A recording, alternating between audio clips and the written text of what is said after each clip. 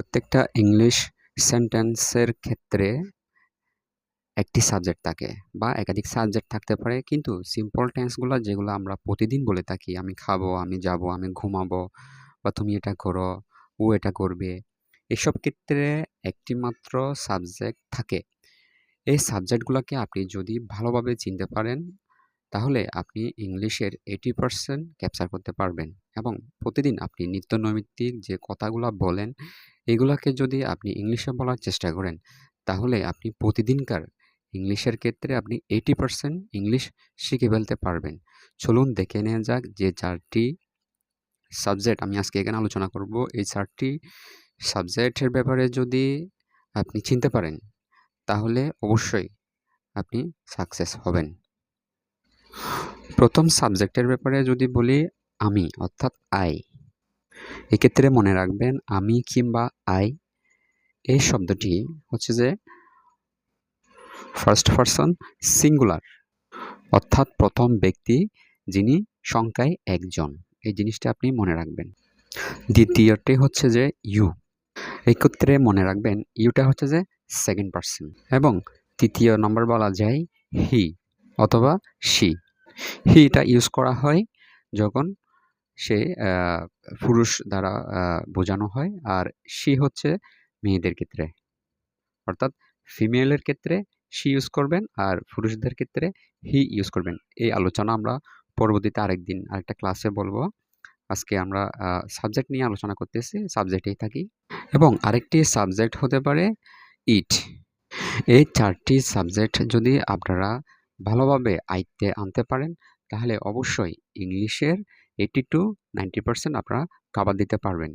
বাদবাকি ইংলিশগুলো শিখতে আপনাকে আরেকটু অ্যাডভান্স লেভেলের যখন পড়াশোনা আমরা করব, তখন দেখা যাবে। তাহলে দেখে নিয়ে যাক কয়েকটি উদাহরণ। আই দিয়ে আমরা কয়েকটি উদাহরণ দেখি। যেমন I love reading books in my free time. হ্যাঁ, এক্ষেত্রে সাবজেক্টটা আই দিয়ে করেছি। আর সেকেন্ডলি বলতে পারি, I went to the market yesterday. And thirdly একটা উদাহরণ তাও দিতে পারি, I will call you when I arrive. হ্যাঁ, এখানে টেন্স, তারপরে ভার্ব প্লাস অবজেক্ট, এগুলো আমরা আরও পরে আলোচনা করব। আই দিয়ে আমরা এইগুলা সেন্টেন্সগুলো আমরা তৈরি করতে পারি। এখানে আইটা হচ্ছে যে সাবজেক্ট ধরে নিতে পারেন, অথবা খুব সিম্পলি যদি বলি, আই প্লে ফুটবল। ঠিক আছে, I subject, play verb, football হচ্ছে যে অবজেক্ট। এভাবে আই দিয়ে আপনারা প্রতিদিন অন্ততপক্ষে 10টা বা 20টা এরকম সেন্টেন্স তৈরি করবেন, তাহলে আপনি মোটামুটি একটা লেভেলে চলে আসতে পারবেন।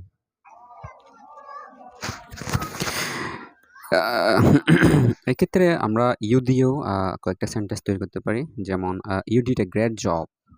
হ্যাঁ, তারপরে বলতে পারি, you should try this new restaurant in town. তারপরে হি দিয়েও আমরা কয়েকটা সেন্টেন্স তৈরি করতে পারি, যেমন he plays the guitar beautifully, he was late for the meeting this morning. তারপরে বলতে পারি, he will be visiting his grandparents next week. এখানে হি প্লেস, আপনাদেরকে একটা জিনিস মনে রাখবেন, আমি, তুমি, তো আই এবং ইউ ছাড়া বাকি যে সাবজেক্টটা আছে, এটা হচ্ছে যে থার্ড পারসন যদি সিঙ্গুলার, অর্থাৎ থার্ড পারসন, আমি তুমি ছাড়া বাকিটা হচ্ছে থার্ড পারসন। এটা যদি সিঙ্গুলার মানে সংখ্যায় একটি হয়, তাহলে পরবর্তী ভার্বের সাথে এস বা ইয়েস যুক্ত হয়। এটা আমরা পরে জানবো, তবে এতটুকু জেনে রাখেন, সাবজেক্ট আমি, এটা হচ্ছে আই ফার্স্ট, এটা হচ্ছে প্রথম সাবজেক্ট, অর্থাৎ first person, you second person, then আমি, তুমি, আই এবং ইউ ছাড়া বাকি সব হচ্ছে যে থার্ড পারসন। এটা যদি এই থার্ড পারসন যদি সংখ্যায় এক হয়, তাহলে পরবর্তী ভার্বের সাথে এস বা ইয়েস যুক্ত হয়। এই কথাটি শুধুমাত্র এখানে স্মরণ রাখবেন, এতটুকুই রাখেন। যতটুকু বলছি, পরবর্তীতে আমরা অন্য একটি ক্লাসে ডিটেলস আলোচনা করব। যেমন আমি, তুমি এবং এছাড়া আরেকটা আছে ইট। ইট দিয়েও আমরা, এটাও থার্ড পারসন যদি সিঙ্গুলার হয়, তাহলে এস বা ইয়েস যুক্ত হয়, অথবা মেইন ভার্বের ক্ষেত্রেও এস বা ইয়েস যুক্ত হবে। যেমন ইট দিয়ে আমরা একটা সেন্টেন্স তৈরি করতে পারি, it is raining heavily outside. হ্যাঁ, তারপরে it will take an hour to reach the destination, এভাবে তৈরি করতে পারেন। ইট এটা হচ্ছে থার্ড পারসন। ইট আসলে সংখ্যায় যদি একটি বোঝায় তাহলে মূল ভার্ব এখানে ইজ হয়েছে, হ্যাঁ? ইট ইজ রেইনিং।